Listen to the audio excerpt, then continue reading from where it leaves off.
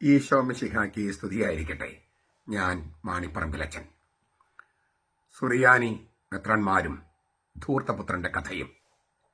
കൈത്താക്കാലം 2-ാം ഞായർ. ലൂക്കാസിന്റെ സുവിശേഷം 15-ാം അധ്യായം 11 മുതൽ 32 വരെ വാക്യങ്ങളാണ് സഭാമാതാവ് നമ്മുടെ വിചിന്തനത്തിനായി നൽകിയിരിക്കുന്നത്. ധൂർത്തപുത്രന്റെ കഥയുടെ തെറ്റായ വ്യാഖ്യാനങ്ങൾ പലരും നൽകുന്നത് കൊണ്ട് നമ്മൾ ഇന്നത് കുറച്ച് വിശദമായി തന്നെ പഠിക്കുകയാണ്. ഈ ധൂർത്തപുത്രന്റെ കഥയുടെ വ്യാഖ്യാനം നൽകുമ്പോൾ ബെനഡിക്ട് 16-ാമൻ മാർപ്പാപ്പ അതിൻ്റെ സമാപനത്തിൽ പറയുന്ന ഒരു വാക്യമുണ്ട്. നസറത്തിൽ യേശു എന്ന ആ പുസ്തകത്തിൻ്റെ 1-ാമത്തെ വാള്യത്തിലാണ് ഈ വ്യാഖ്യാനം ബെനഡിക്ട് 16-ാമൻ മാർപ്പാപ്പ നൽകിയിരിക്കുന്നത്. ഞാൻ മാറുകയില്ല, മറ്റുള്ളവർ മാറുകയുമരുത് എന്ന സമദൂരം ശരിയാകില്ല. ഞാൻ മാറുകയില്ല, മറ്റുള്ളവർ മാറാൻ അനുവദിക്കുകയുമില്ല എന്ന സമദൂരം ശരിയാകില്ല. ഇങ്ങനെ ഒരു വ്യാഖ്യാനം ഇതിനകത്ത് ബെനഡിക്ട് മാർപ്പാപ്പ നൽകുന്നുണ്ട്. എന്തുകൊണ്ടാണ് അങ്ങനെ മാർപ്പാപ്പ നൽകുന്നത്? അത് നമ്മുടെ സുറിയാനി കത്തോലിക്ക സഭ എന്ന സീറോ മലബാർ സഭയിൽ എന്തുമാത്രം പ്രസക്തമാണത് എന്ന് നമുക്ക് ചിന്തിക്കാം. നമുക്ക് ആദ്യം കർത്താവിൻ്റെ ഉപമ തന്നെ കേൾക്കാം. ഈശോയുടെ വാക്കുകൾ. പിന്നെയും അവൻ പറഞ്ഞു, ഒരു മനുഷ്യന് 2 പുത്രന്മാരുണ്ടായിരുന്നു. അവരിൽ ഇളയവൻ അപ്പനോട് പറഞ്ഞു, അപ്പാ, വസ്തുവിൽ എനിക്ക് വരേണ്ടുന്ന ഓഹരി എനിക്ക് തരിക. അവൻ അവർക്ക് സ്വത്ത് ഭാഗിച്ചു കൊടുത്തു. ഏറെ നാൾ കഴിയും മുൻപേ ഇളയ മകൻ സകലവും സ്വരൂപിച്ച് ദൂരദേശത്തേക്ക് പോയി. അവിടെ ദുർനടപ്പുകാരനായി ജീവിച്ച് വസ്തു ധൂർത്തടിച്ചു കളഞ്ഞു. അവനെല്ലാം ചെലവഴിച്ചു കഴിഞ്ഞപ്പോൾ ആ ദേശത്ത് ഒരു കഠിനക്ഷാമം ഉണ്ടാവുകയും അവൻ ഞെരുക്കത്തിലാവുകയും ചെയ്തു. അവൻ ആ ദേശത്തെ പൗരന്മാരിൽ ഒരുവന്റെ അടുത്ത് അഭയം തേടി. അയാൾ അവനെ പന്നികളെ മേയിക്കാൻ തന്റെ വയലിലേക്ക് അയച്ചു.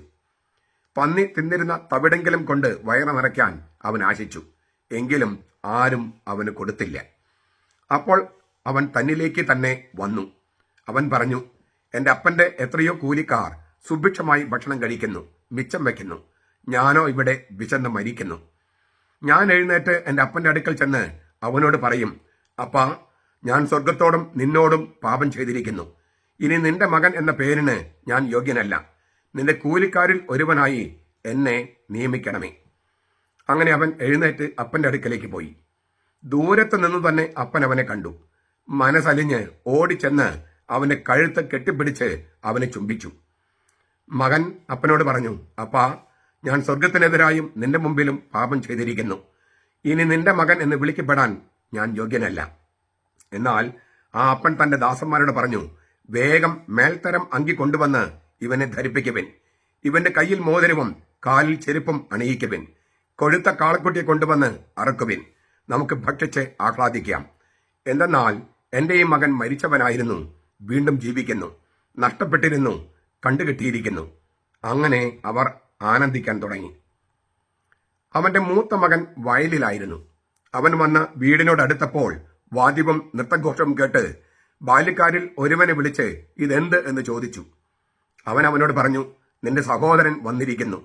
അവനെ സസുഖം കിട്ടിയതുകൊണ്ട് നിന്റെ അപ്പൻ കൊഴുത്ത കാളക്കുട്ടിയെ അറുത്തു. അപ്പോൾ അവൻ കോപിച്ച് അകത്ത് കടക്കാൻ മനസ്സില്ലാതെ നിന്നു. അവന്റെ അപ്പൻ പുറത്തു വന്ന് അവനോട് അപേക്ഷിച്ചു. എന്നാൽ അവൻ അപ്പനോട് പൊട്ടിത്തെറിച്ച് മറുപടി പറഞ്ഞു, നോക്കൂ, ഇത്ര കാലമായി ഞാൻ നിനക്ക് ദാസ്യവേല ചെയ്യുന്നു. നിന്റെ കൽപ്പന ഒരിക്കലും ഞാൻ ലംഘിച്ചിട്ടില്ല. എന്നാൽ എന്റെ ചങ്ങാതികളുമായി ആഹ്ലാദിക്കാൻ ഒരു ആട്ടിൻകുട്ടിയെ പോലും നീ എനിക്ക് തന്നിട്ടില്ല.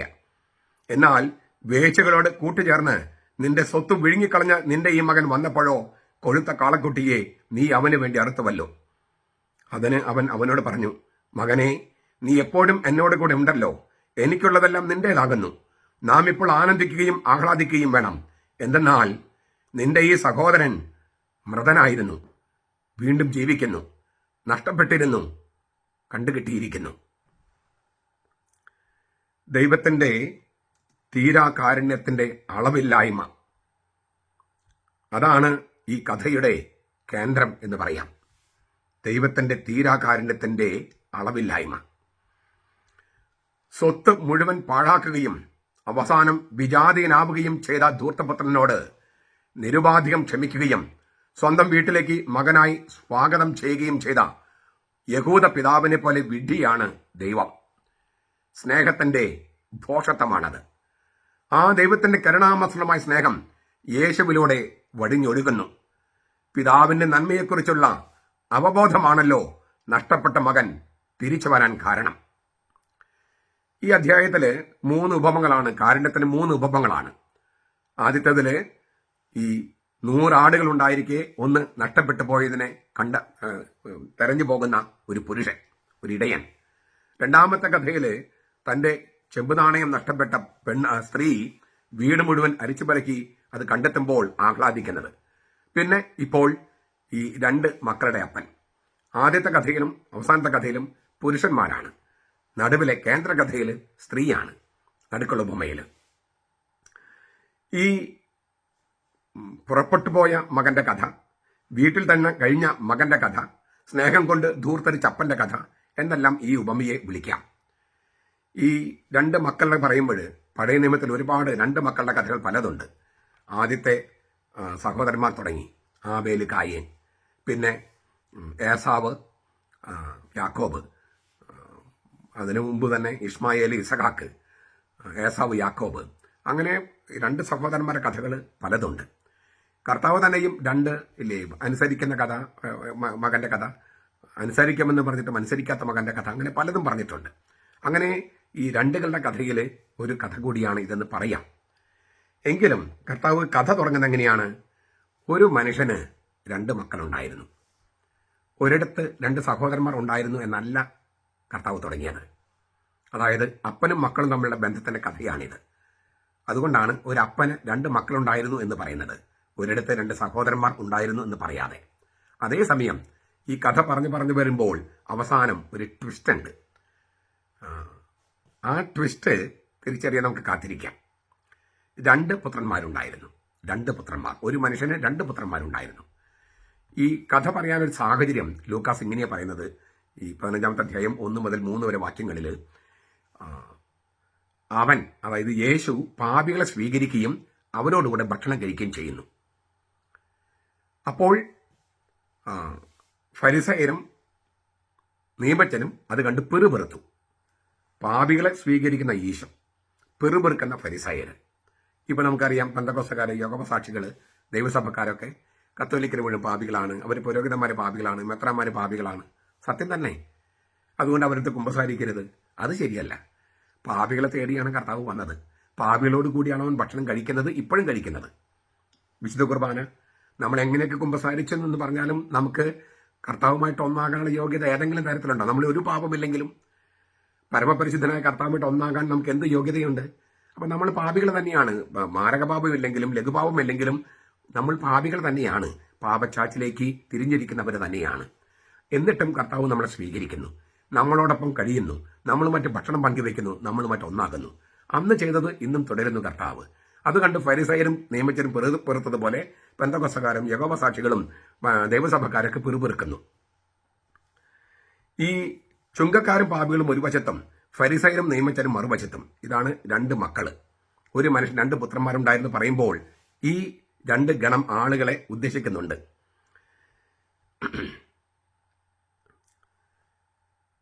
ഈ 2 ഗണം മക്കള്, അല്ല 2 പുത്രന്മാർ എന്ന് പറയുമ്പോൾ ഞാൻ പറഞ്ഞു കഴിഞ്ഞല്ലോ, ഈ കായേൻ, ആബേല്, ഇസ്മായിൽ, ഇസഹാക്ക്, ഏസാവ്, യാക്കോബ്, ഇങ്ങനെ ഒരുപാട് 2 സഹോദരന്മാരുടെ കഥകളുണ്ട്.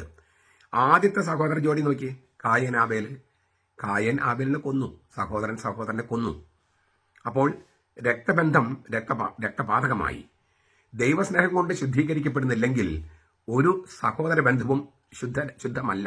ഇപ്പം നമ്മുടെ വീടുകളിലൊക്കെ അറിയാലോ, നമുക്ക് സ്വത്ത് സംബന്ധമായിട്ടും പണ സംബന്ധമായിട്ടും തർക്കങ്ങൾ നിലനിൽക്കുകയും ബന്ധങ്ങളൊന്നും തന്നെ ദൈവസ്നേഹത്തിൽ ശുദ്ധീകരിക്കപ്പെടാതെ നിൽക്കുകയും ചെയ്യുമ്പോൾ നമുക്ക് ആ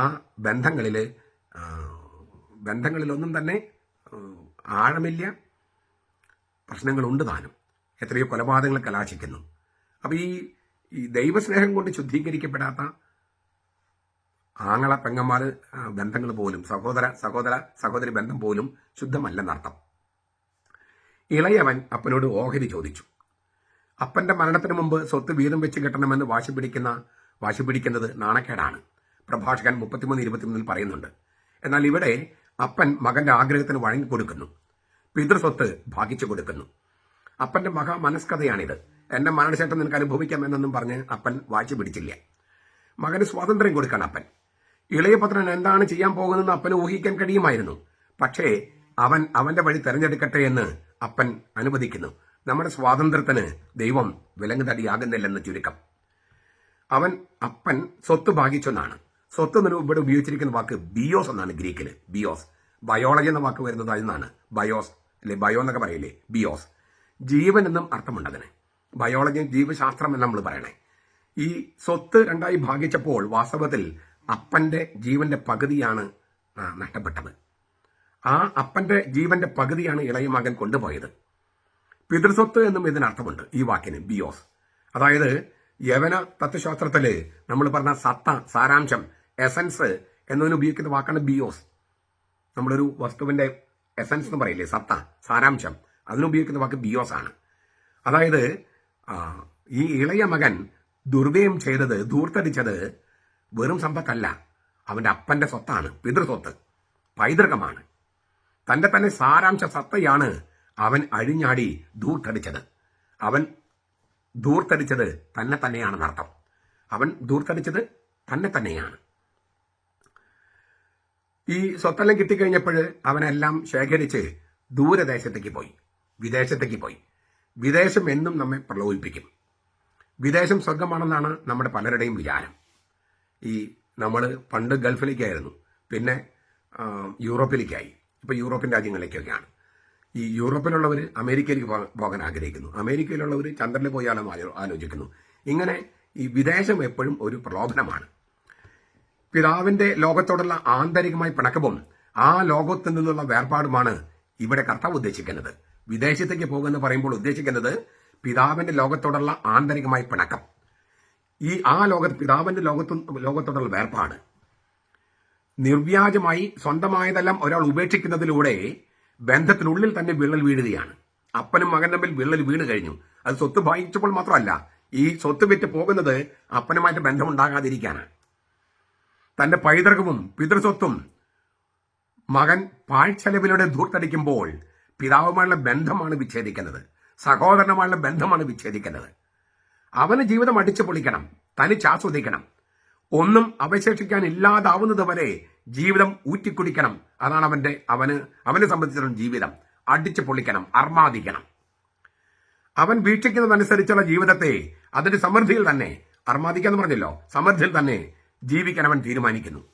ഒരു പ്രമാണത്തിനും ഒരു അധികാരത്തിനും വിധേയനാകാൻ അവൻ ഇഷ്ടമല്ല, അനുസരിക്കാൻ അവൻ തയ്യാറല്ല. നിയന്ത്രണങ്ങളില്ലാത്ത പരിപൂർണ സ്വാതന്ത്ര്യമാണ് അവന് വേണ്ടത്. അവന് വേണ്ടി മാത്രം ജീവിക്കാൻ തീരുമാനിക്കുന്നു. അവന് വേണ്ടി മാത്രം ജീവിക്കാൻ തീരുമാനിക്കുന്നു. മറ്റാർക്കും അവന്റെ മേൽ അവകാശവാദങ്ങൾ അവൻ അനുവദിക്കുന്നില്ല. ഇല്ലേ, മറ്റാർക്കും എന്റെ മേൽ അവകാശവാദമില്ല. അതാണ് അവന്റെ ജീവിതത്തിന്റെ ഈ ഘട്ടത്തിൽ അവന്റെ പ്രമാണം. അവൻ ജീവിതം ആസ്വദിക്കുന്നു. തനിക്ക് പൂർണ്ണമായും സ്വയംഭരണാവകാശം കിട്ടിയെന്ന് അവന് തോന്നുന്നു. ദൈവത്തിനെതിരെയും ദൈവപ്രമാണങ്ങൾക്കെതിരെയുമുള്ള ആധുനിക മനുഷ്യന്റെ കലഹവും കലാപവും ഇവിടെ പ്രതിബിംബിക്കുന്നു. കൂട്ടത്തിൽ പറയട്ടെ, എറണാകുളം അങ്കമാലി അതിരൂപതയിലെ വിമത വൈദികരും അൽമായ മുന്നേറ്റക്കാരും ഇതേ ധൂർത്തപുത്രന്റെ അവസ്ഥയിലാണ്. അതായത് അവർക്ക് മെത്രാന്മാർക്ക് അവരുടെ മേലുള്ള അവകാശവാദങ്ങളൊന്നും തന്നെ അവർ അനുവദിക്കുന്നില്ല. അവർക്ക് ജീവിതം ആസ്വദിക്കണം, പൂർണ്ണമായും സ്വയംഭരണാവകാശം, സ്വതന്ത്ര സഭ, ഏകം സ്വതന്ത്ര സഭ എന്നാണ് അവർ പറയണേ. ദൈവത്തിനെതിരെയും ദൈവപ്രമാണങ്ങൾക്കെതിരെയുമുള്ള ഈ വിമത വൈദികരുടെയും അൽമായ മുന്നേറ്റക്കാരുടെയും കലാപം ഈ കഥയിലുണ്ട്, ഈ ധൂർത്തപുത്രന്റെ ഇളയ മകന്റെ കഥയിലുണ്ട്. നാം എന്തിനെ ആശ്രയിച്ച്, ആരെ ആശ്രയിച്ച് ജീവിച്ചുവോ അവനെ ഉപേക്ഷിച്ച്, ദൈവത്തെ ഉപേക്ഷിച്ച് അളവുകളും അതിരുകളും ഇല്ലാത്ത സ്വാതന്ത്ര്യം കിട്ടാനുള്ള തന്നിഷ്ടമാണ് ധൂർത്തപുത്രൻ ചെയ്തത്. ഈ എറണാകുളം അങ്കമാലി അതിരൂപതയിലെ വിമത വൈദികരും അൽമായ മുന്നേറ്റക്കാരും ചെയ്തുകൊണ്ടിരിക്കുന്നത്. ചരിത്രപരമായ വീക്ഷണത്തില് പ്രവാസത്തിലേക്ക് പോവുകയും തിരിച്ചു വരികയും ചെയ്ത ഇസ്രായേലിനെ ധൂർത്തപുത്രൻ പ്രതിനിധാനം ചെയ്യുന്നു. ഈ സോളമൻ അല്ലെങ്കിൽ ഷലോമോൻ എന്ന് പറയുന്ന രാജാവിന്റെ ഭരണകാലം കഴിഞ്ഞപ്പോൾ രാജ്യം രണ്ടായിട്ട് വിഭജിക്കപ്പെട്ടു. ഈ ഉപമയിൽ രണ്ട് മക്കളെ പോലെ വടക്കൻ രാജ്യം ഇസ്രായേല്, തെക്ക് യഹൂദ. 8-ാം ശതാബ്ദത്തിൽ അസീറിയക്കാർ വന്ന് വടക്കൻ സാമ്രാജ്യത്തെ കീഴ്പ്പെടുത്തി. പിന്നെ 6-ാം നൂറ്റാണ്ടില് ബാബിലോണിയക്കാർ വന്ന് തെക്കൻ ദേശത്തെ കീഴ്പ്പെടുത്തി. അങ്ങനെ രണ്ടു മക്കളും ധൂർത്തപുത്രന്മാരായി. ചിതറിപ്പോയ ഇസ്രായേലിനെ ഒരുമിച്ച് കൂട്ടാനും അവരെ പുത്രത്തിലേക്ക് വീണ്ടും കൊണ്ടുവരാനും യേശു വന്നു. എഫ്രായിം എന്ന ഇസ്രായേൽ പാപത്തെക്കുറിച്ച് പശ്ചാത്തപിക്കുന്നുണ്ട്. യഹൂദയുടെ സഹോദരപുത്രനും 12 ഗോത്ര ഇളയ പുത്രനുമാണ് എഫ്രായിം. എഫ്രായിം ഹോശേയ പ്രവാചകന്റെ പുസ്തകത്തിലെ എഫ്രായിം പശ്ചാത്തപിക്കുന്നുണ്ട്. പശ്ചാത്തപിച്ച ധൂർത്തപുത്രനെയാണ് ഈ പിതാവ് സ്വീകരിക്കുന്നത്. പശ്ചാത്തപിക്കാത്ത ധൂർത്തപുത്രനെ ഓടിച്ചെന്ന് കെട്ടിപ്പിടിക്കുന്നത് സുറിയാനി മെത്രാന്മാർ മാത്രമാണ്. ഈ പിതാവിന്റെ നിയന്ത്രണങ്ങളെല്ലാം വിട്ട് ഒരു പ്രമാണം അനുസരിക്കില്ല, ഒരു ആര്യം അനുസരിക്കില്ല എന്ന വാശി പിടിച്ച് ധൂർത്തപുത്രൻ പോയി. അങ്ങനെ 2 ദുരിതങ്ങൾ ഈ ധൂർത്തപുത്രൻ നേരിടേണ്ടി വന്നു. ഒന്ന്, സ്വന്തം കുറ്റത്താൽ അവൻ പണം ധൂർത്തടിച്ചു, പിതൃസ്വത്ത് മുഴുവൻ ധൂർത്തടിച്ചു. 2, അവിടെ ഒരു ക്ഷാമമുണ്ടായി ആ നാട്ടില്, വിദേശത്ത്. അവന്റെ ദാരിദ്ര്യാവസ്ഥയെ അത് പരിതാപകരമായ അവസ്ഥയിലെത്തിച്ചു. എല്ലാം നഷ്ടപ്പെട്ടു. ഒരിക്കൽ പരിപൂർണ സ്വാതന്ത്ര്യം ഉണ്ടായിരുന്നവൻ ഇപ്പോൾ യഥാർത്ഥത്തിലുള്ള അടിമയായി മാറിയിരിക്കുന്നു. പന്നികളെ മേയ്ക്കുന്നവൻ. അതുകൊണ്ടാണ് ദൈവത്തെങ്കിലേക്ക് തിരിയാൻ പറ്റാത്തത്. പന്നികൾ കീഴ്പോട്ട നോക്കുന്നത്, ദൈവത്തെങ്കിലേക്ക് നോക്കാൻ പറ്റില്ലല്ലോ. പന്നികൾ കീഴ്പോട്ട നോക്കുള്ളൂ. അതാണ് ഈ വിമത വൈദികർക്കും അൽമായ മുന്നേറ്റക്കാർക്കും സംഭവിച്ചിരിക്കുന്നത്. അതായത് സഭയിലായിരിക്കുമ്പോൾ പരിപൂർണ സ്വാതന്ത്ര്യം ഉണ്ടായിരുന്നു. അവർ ഏകം സഭ സ്വതന്ത്ര സഭ എന്നൊക്കെ പറഞ്ഞ് പോയപ്പോൾ പന്നികളെ പോലെ കീഴ്പോട്ട് നോക്കുകയും ദൈവത്തെങ്കിലേക്ക് നോക്കാൻ പറ്റാതെ വരികയും ചെയ്തിരിക്കുന്നു. പിതാവിന്റെ ഭവനവുമായിട്ട് അവർ ബന്ധം വിച്ഛേദിച്ചിരിക്കുന്നു. പന്നികളെ മേയ്ക്കുന്നവരെ മാറിയിരിക്കുന്നു. പന്നികൾ കൊടുക്കുന്ന തവിടെങ്കിലും തിന്നാൻ കിട്ടിയിരുന്നെങ്കിൽ എന്ന് അവനപ്പോൾ ആശിച്ചു പോകുന്നു. അങ്ങനെ ഒരു അവസ്ഥ നമ്മുടെ വിമത വൈദികർക്ക് വന്നിട്ടില്ല. കാരണം പാവപ്പെട്ട വിശ്വാസികള്, സത്യവിശ്വാസികള്, സഭാമക്കള് ഇപ്പോഴും നേർച്ചപ്പെട്ടിൽ പണമിടുന്നു. വൈദികർ പറഞ്ഞ പണമൊക്കെ കൊടുക്കുന്നു. അതുകൊണ്ട് തിന്നുകുടിച്ച് ആർമാദിക്കാൻ അവർക്ക് ഇപ്പോഴും കഴിയുന്നു. പന്നികളെ പോലെയാണെങ്കിലും അവർക്ക് പട്ടിണിയില്ല. തോന്നിയാസം പോലെ ജീവിക്കാനുള്ള ദുസ്വാതന്ത്ര്യമായി സ്വാതന്ത്ര്യത്തെ കരുതുന്നവർ അസത്യത്തിലും നുണയിലുമാണ് ജീവിക്കുന്നത്. ഇത് ബെനഡിക്ട് മാർപ്പാപ്പയുടെ വാക്കുകളാണ്. തോന്നിയാസം പോലെ ജീവിക്കാനുള്ള ദുസ്വാതന്ത്ര്യമായി സ്വാതന്ത്ര്യത്തെ കരുതുന്നവര് അസത്യത്തിലും നുണയിലുമാണ് ജീവിക്കുന്നത്. തന്നിഷ്ടം പോലെ ജീവിക്കുന്നതാണ് സ്വാതന്ത്ര്യമെന്ന് കരുതുന്നവർ മൂഢലോകത്തിലാണ് ജീവിക്കുന്നത്. ഈ എറണാകുളത്ത് എപ്പോഴും കേൾക്കുന്ന എന്താണ്? അനുസരണം അന്ധമായ അനുസരണമല്ല. പക്ഷെ നിങ്ങൾ അനുസരിക്കുന്നേയില്ല. അതായത് നിങ്ങൾ തന്നിഷ്ടം പോലെ ജീവിക്കുന്നതാണ് സ്വാതന്ത്ര്യമെന്ന് കരുതുന്നു. അത് മൂഢലോകത്തിലാണ് നിങ്ങൾ ജീവിക്കുന്നത്. മറ്റുള്ളവർക്കും സ്വാതന്ത്ര്യമുണ്ടെന്നും തനിക്കുള്ളത് പങ്കുവെച്ചെടുക്കപ്പെട്ട അസ്തിത്വത്തിന്റെ ഒരു ഭാഗം മാത്രമാണ് മനുഷ്യന്റെ സ്വാതന്ത്ര്യമെന്നും അവർ തിരിച്ചറിയണം. സഭയിൽ സ്വാതന്ത്ര്യമുണ്ട്, പക്ഷെ മറ്റെല്ലാവർക്കുള്ള സ്വാതന്ത്ര്യം പോലെയാണ്. എനിക്ക് മാത്രമല്ല സ്വാതന്ത്ര്യം, മറ്റുള്ളവർക്കുമുണ്ട്. അപ്പോൾ പങ്കുവെച്ചെടുക്കപ്പെട്ട സ്വാതന്ത്ര്യമേ മനുഷ്യനുള്ളൂ. സഭയിൽ അങ്ങനെ തന്നെയാണ്, സമൂഹത്തിൽ അങ്ങനെ തന്നെയാണ്. എല്ലാവരും ഇല്ലേ, വൺ വേയിൽ ട്രാഫിക് അങ്ങ് പോകുമ്പോൾ ഒരാൾ ഇങ്ങോട്ട് വരാമോ? ഇന്ത്യയിൽ അത് നടക്കുന്നുണ്ട്. എന്നാലും അപ്പോൾ എനിക്ക് അങ്ങോട്ട് പോകണം, ഇതെന്റെ വൺ വേ ആക്കിയത്, എനിക്ക് തോന്നിയ പോലെ ജീവിക്കണം എന്ന് പറഞ്ഞ് ശരിയാകുമോ? നമുക്ക് ആ സ്വാതന്ത്ര്യം ഉള്ളതുപോലെ അവർക്കും സ്വാതന്ത്ര്യമുണ്ട്. ഇതിനെയാണ് പങ്കുവെച്ചെടുക്കപ്പെട്ട സ്വാതന്ത്ര്യം എന്ന് പറയണേ. അപ്പൊ തോന്നിയാസം പോലെ ജീവിക്കുന്നതല്ല സ്വാതന്ത്ര്യം. മനുഷ്യ സ്വഭാവം നൈസർഗികമായി ദിശയുള്ളതാണ്. ദിശയുള്ളത് കൊണ്ട് തന്നെ നിയമങ്ങളുണ്ട്, ദിശയുണ്ട്, ലക്ഷ്യമുണ്ട്. ലക്ഷ്യമില്ലാത്തവർക്കാണ് സ്വാതന്ത്ര്യം തോന്നിയാസാകുന്നത്. ലക്ഷ്യമുള്ളവർക്ക് സ്വാതന്ത്ര്യം തോന്നിയാസമല്ല, നിയമങ്ങളും കൂടിയുണ്ട് അവിടെ. ഈ നേർദിശയോടും അതിലേക്ക് നയിക്കുന്ന നിയമങ്ങളോടും ആന്തരികമായി സമരസപ്പെടുന്നതിനെയാണ് സ്വാതന്ത്ര്യം എന്ന് പറയുന്നത്. വ്യാജമായ സ്വയംഭരണാവകാശം അടിമത്തത്തിലേക്ക് നയിക്കുന്നു. അതിനേറ്റവും വലിയ തെളിവാണ് സുറിയാനി കത്തോലിക്ക സഭ എന്ന സീറോ മലബാർ സഭ. സ്വയംഭരണം കിട്ടിയപ്പോൾ അടിമത്തത്തിലേക്കാണ് നമ്മൾ പോയത്. പന്നി അശുദ്ധ മൃഗമാണ് യഹൂദർക്ക്, ലേവ്യരുടെ പുസ്തകം 11-ാമത്തെ അധ്യായം. അതിനാൽ മനുഷ്യന്റെ അങ്ങേയറ്റത്തോളം എത്തുന്ന അന്യവൽക്കരണത്തിന്റെയും പരമദാരിദ്ര്യത്തിന്റെയും പ്രകാശനമാണ് പന്നിമേക്കല്. പണ്ട് പൂർണ്ണ സ്വാതന്ത്ര്യം ഉണ്ടായിരുന്നവൻ ഇപ്പോൾ നികൃഷ്ടനായ അടിമയായിരിക്കുന്നു. അപ്പോൾ അവൻ തന്നിലേക്ക് തന്നെ വന്നു. ഒരു തിരിച്ചറിവ്. ഈ ബന്ധുവില്, എല്ലാം നഷ്ടപ്പെട്ട ബന്ധുവില് ഒരു തിരിച്ചറിവ്, മാനസാന്തരം ഉണ്ടാകുന്നു. താൻ സ്വയം നഷ്ടപ്പെട്ടവനാണെന്ന് ധൂർത്തപുത്രൻ തിരിച്ചറിയുന്നു. തന്റെ വീട്ടിൽ തനിക്ക് പൂർണ്ണ സ്വാതന്ത്ര്യം ഉണ്ടായിരുന്നുവെന്ന് അയാൾ കണ്ടെത്തുന്നു. തന്റെ പിതാവിന്റെ പരിചാരകർക്ക് പോലും, കൂലിക്കാർക്ക് പോലും തനിക്ക് ഇവിടെയുള്ള സ്വാതന്ത്ര്യത്തെക്കാൾ കൂടുതൽ സ്വാതന്ത്ര്യമുണ്ട്. താൻ പൂർണ്ണമായും സ്വതന്ത്രനായി എന്ന് കരുതിയ അവസ്ഥ സത്യത്തിൽ അടിമത്തമായിരുന്നുവെന്ന തിരിച്ചറിവിലേക്ക് അയാൾ ചുവട് വയ്ക്കുകയാണ്. അവന് സുബോധമുണ്ടായി എന്നാണ് ഭാഷപ്പെടുത്തുന്നത് പലപ്പോഴും. അവൻ തന്നിലേക്ക് തന്നെ വന്നു എന്നാണ് ആക്ഷരികം. അവൻ തന്നിലേക്ക് തന്നെ വന്നു. നമ്മൾ നേരത്തെ കണ്ടു, വിദേശത്തേക്ക് പോകുക എന്ന് പറഞ്ഞാൽ ഇല്ലേ, ധൂർത്തടിച്ചെന്ന് പറഞ്ഞാൽ അവൻ തന്നെ തന്നെ ധൂർത്തടിച്ചെന്നാണ്. തന്നെ തന്നെ സ്വത്വത്തെയാണ് അവൻ നഷ്ടപ്പെടുത്തിയതെന്നാണ്. ഇപ്പൊ അവൻ തന്നിലേക്ക് തന്നെ തിരിച്ചു വരികയാണ്. അപ്പോൾ സുബോധമുണ്ടായി എന്ന് പറഞ്ഞാൽ അവൻ തന്നിലേക്ക് തന്നെ വന്നു. അപ്പന്റെ വീട്ടിൽ നിന്ന് പുറപ്പെട്ടു പോയപ്പോൾ അവൻ തന്നിൽ നിന്ന് തന്നെയാണ് പുറപ്പെട്ടു പോയത്. സീറോ മലബാർ സഭയുടെ നിയമങ്ങൾ അനുസരിക്കാതെ വിമത വൈദികർ പുറപ്പെട്ടു പോകുമ്പോൾ, അൽമായ മുന്നേറ്റക്കാർ പുറപ്പെട്ടു പോകുമ്പോൾ അവർ തങ്ങളുടെ സ്വത്വത്തിൽ നിന്നാണ് പുറപ്പെട്ടു പോകുന്നത്. അവരടിമയാകുകയാണ്. ആ അടിമത്തം മാറണമെങ്കിൽ അവർ തന്നിലേക്ക് തന്നെ വരണം, സുബോധം വരണം. ഈ സുബോധം അവർക്ക് വരാത്തത് കൊണ്ടാണ് അവർ ചേർത്ത് പിടിക്കുന്നത് ഈ ഘട്ടത്തിൽ അപകടമാണെന്ന് പറയുന്നത്. അവർക്ക് തിരിച്ചറിവുണ്ടായിട്ടില്ല, സുബോധമുണ്ടായിട്ടില്ല, മാനസാന്തരം വന്നിട്ടില്ല. അവർ പന്നിക്കൂട്ടിൽ കഴിയുകയാണ്. അപ്പന്റെ ഭവനത്തെക്കുറിച്ച് ഓർത്തപ്പോഴാണ് ധൂർത്തപുത്രന് സുബോധമുണ്ടായത്, തന്നിലേക്ക് തന്നെ വന്നത്. ഈ ഒരു തിരിച്ചറിവ് ഇത് വിമത വൈദികർക്കോ അൽമായി മുന്നേറ്റക്കാർക്കോ ഉണ്ടായിട്ടില്ല. അതുകൊണ്ട് അവരെ ചേർത്ത് പിടിച്ചാൽ പന്നികളെ ചേർത്ത് പിടിക്കും തുല്യമാകും. നമ്മൾ ചെളിക്കുണ്ടിലേക്ക് പോകുന്നതല്ലാതെ പന്നികൾ ഇങ്ങോട്ട് വരില്ല, ദൈവത്തെങ്കിലേക്ക് തിരിയില്ല. പന്നികളെ പോലെ കീഴ്പോട്ടേ നോക്കൂ. അപ്പോൾ കാണുന്നത് ദൈവത്തെയല്ല, ദൈവത്തെ കാണാതെയാണ് അവർ ബലിയർപ്പിക്കുന്നത്. അതുകൊണ്ട് തന്നെ ഇത് ഈ ബലിപീഠത്തിലെ ഇല്ലേ, ഞാൻ കർത്താവിനെ നേരിട്ട് കണ്ടുന്ന പ്രാർത്ഥന അവർക്ക് ചൊല്ലാൻ കഴിയില്ല. കാരണം ദൈവത്തെ അല്ല കാണുന്നത്, മനുഷ്യർ നോക്കുകയാണ്. ആരാണ് നേരം വൈകി വന്നത്, ആരാണ് അങ്ങോട്ട് നോക്കുന്നത്, ആരാണ് ഇങ്ങോട്ട് നോക്കുന്നത്. ഇങ്ങനൊരു മാനേജറായിട്ടാണ് അച്ഛൻ നിൽക്കുന്നത് ജനാഭിമുഖ കുർബാനയിൽ. അവിടെ പുരോഹിതനായിട്ടല്ല നിൽക്കുന്നത്, കർത്താവിലല്ല നിൽക്കുന്നത്. ഒരു മാനേജർ കണ്ണുരുട്ടി കാണിച്ചു ഗായക സംഘത്തോട്, നേരം വൈകി വരുന്നവരോട് ഇല്ലേ അവരെ ചീത്ത പറഞ്ഞു.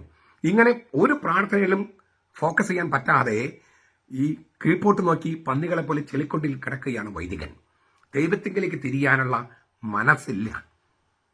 അതുകൊണ്ട് തന്നെ അവരെ ചേർത്ത് പിടിച്ചാൽ നമ്മൾ പന്നികളായിട്ട് മാറും.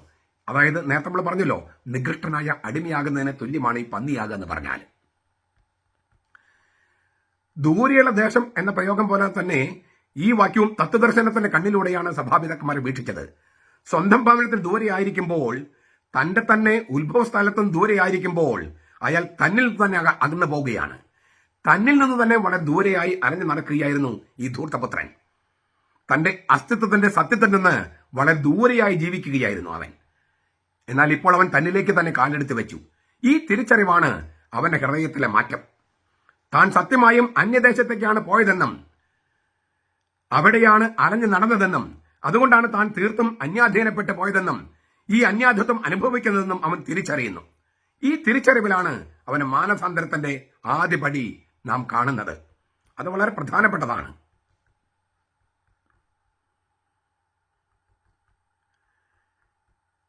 ഈ തിരിച്ചറിവ് വരുമ്പോൾ അവനൊരു റിഹേഴ്സൽ നടത്തുകയാണ്.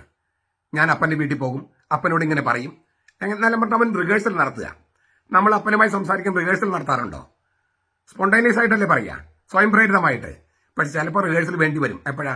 ബന്ധത്തിൽ വിള്ളലുണ്ടെങ്കിൽ അപ്പൻ അങ്ങനെ പറഞ്ഞാൽ ഞാൻ ഇങ്ങനെ പറയാം എന്നൊക്കെ നമ്മൾ റിഹേഴ്സൽ ചെയ്യും. ഇവൻ ഒരു റിഹേഴ്സൽ നടത്തുകയാണ്.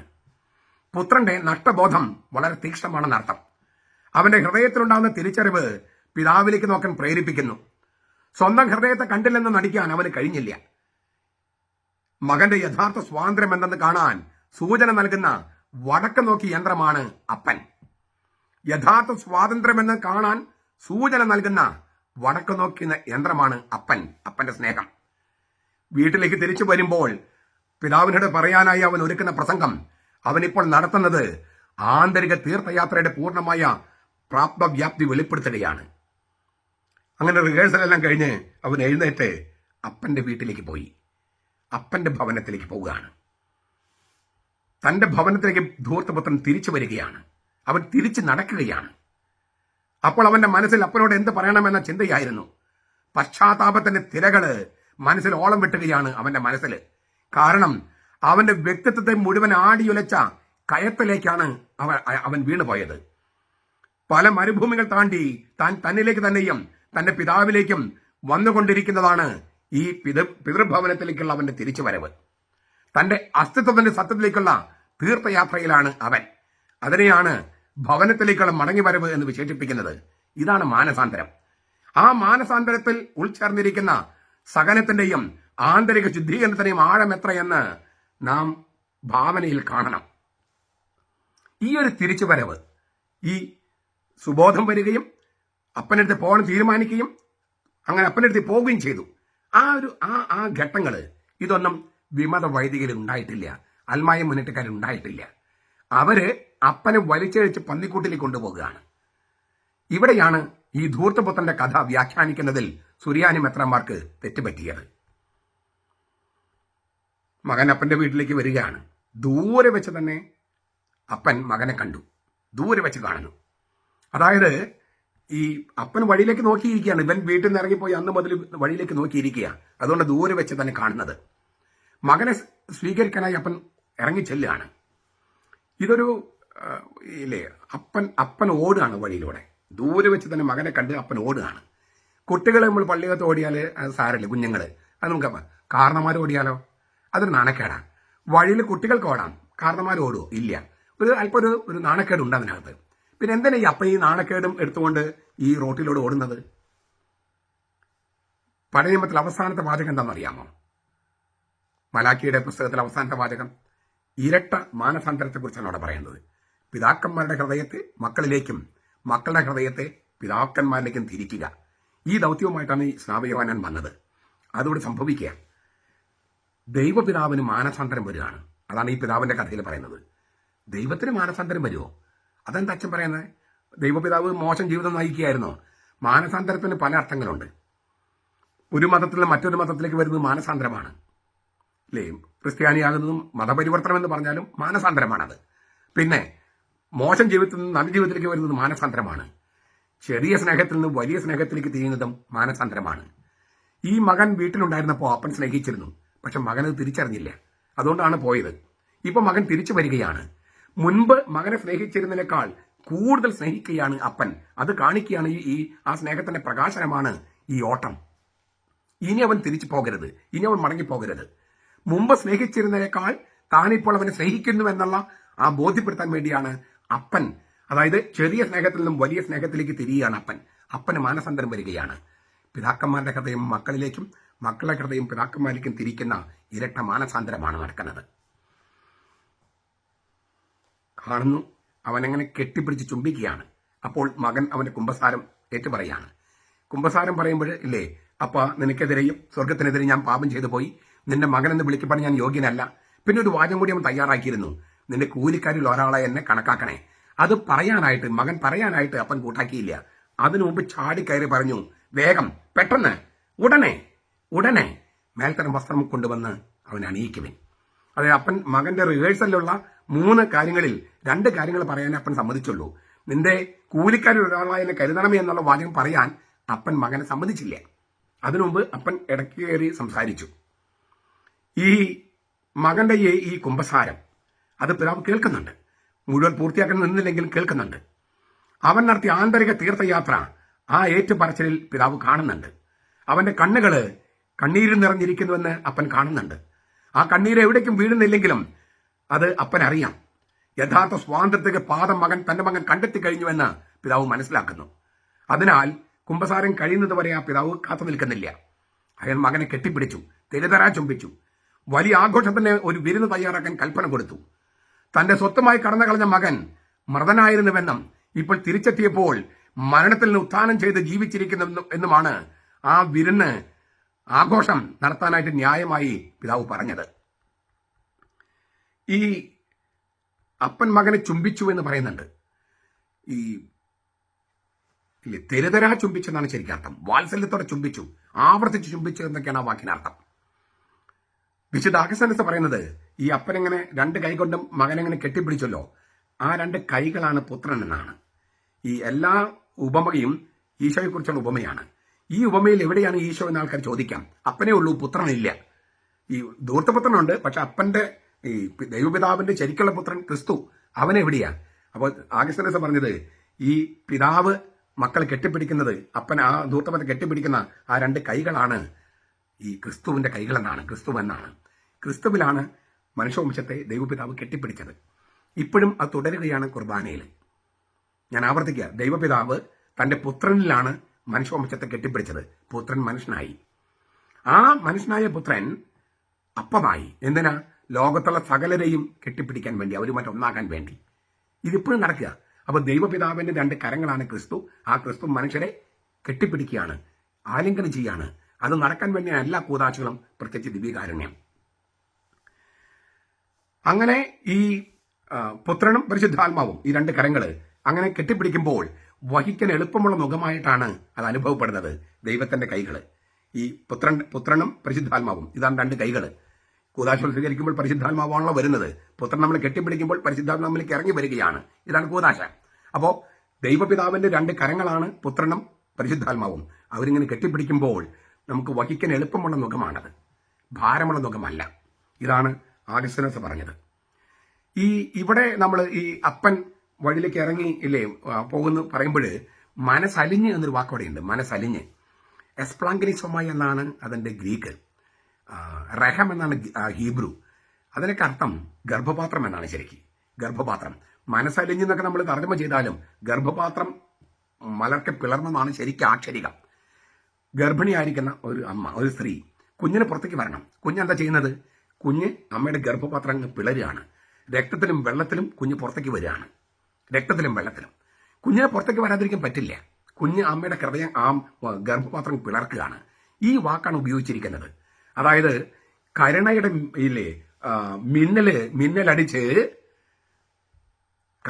മിന്നലടിച്ച് ഗർഭപാത്രം, ഈ അലിവിന്റെ ഗർഭപാത്രം തുറന്ന് കുടലെല്ലാം പുറത്തു ചാടുന്ന പോലെ ഈ അലിവ് പുറത്തേക്ക് ചാടിയെന്ന. കരുണയുടെ മിന്നലേറ്റ് അലിവ് പുറത്തു ചാടി. അത് തടുക്കാൻ പറ്റാത്ത ഒരു അവസ്ഥയാണത്. അങ്ങനെ പറ്റൂ. ഈ ഇസ്രായേലിനെ കുറിച്ച് കർത്താവ് അങ്ങനെ പറഞ്ഞിട്ടുണ്ട്. ഈ പഴയ നിയമത്തിലെ ഹോശേയ പ്രവാചകനിലൂടെ എഫ്രായിം തെറ്റ് ചെയ്തു. എൻ്റെ മകൻ ഇങ്ങോട്ട് വിളിക്കുമ്പോൾ അങ്ങോട്ട് പോകുകയാണ്. അവനെ ഇല്ലേ അടിക്കാനായിട്ട് കൈ ഓങ്ങുകയാണ് പിതാവ്. പക്ഷെ അവൻ്റെ ഹൃദയം അവനെ വിലക്കുകയാണ്. അല്ലേ, ഇത് ഈ കുരിശെന്ന് പറയുന്നത് ദൈവപിതാവിൻ്റെ ഹൃദയം ദൈവപിതാവിനെ വിലക്കിയതാണെന്നാണ് ബെനഡിക്ട് മാർപ്പാപ്പ പറയുന്നത്. നമ്മളൊരു പെട്ടെന്നൊരു ഉദാഹരണം പറഞ്ഞാൽ, ഞാൻ എൻ്റെ ഒരു ജീവിതം പറയാം. എൻ്റെ അപ്പൻ എന്നെ ഒരിക്കലേ അടിച്ചിട്ടുള്ളൂ, ഒറ്റ പ്രാവശ്യം അടിച്ചിട്ടുള്ളൂ. അത് ഞങ്ങളുടെ വീട്ടിലൊരു ഒരു ഒരു പ്രോഗ്രാം കഴിഞ്ഞ് പന്തലിനെ കഴിച്ചിരുന്ന സമയമായിരുന്നു, സന്ധ്യയായിരുന്നു. അപ്പനെവിടെ പുറത്ത് പോയിരിക്കുകയായിരുന്നു. അപ്പോൾ ഇങ്ങനെ പന്തൽ ഈ ഓലയാണല്ലോ അന്നൊക്കെ ഉപയോഗിക്കുന്നത്. അങ്ങനെ ഓലയും കയറൊക്കെ ഉപയോഗിച്ചിരിക്കുന്നതിന് അതൊരു പാമ്പുണ്ടായിരുന്നു. ആ പാമ്പ് ഞങ്ങളുടെ മൂത്ത പെങ്ങളുടെ ഭർത്താവിനെ പാമ്പ് കടിച്ചു. അങ്ങനെ അപ്പോഴേക്കും അദ്ദേഹം അങ്ങനെ ബോധം കെട്ട് പോലെ, അദ്ദേഹത്തിന് പനി ഉണ്ടായിരുന്നു. അങ്ങനെ ബോധം കെട്ട് വീഴുന്ന പോലെ വരുന്ന സമയത്ത് ആരൊക്കെയോ ഹോസ്പിറ്റലിൽ കൊണ്ടുപോകാൻ.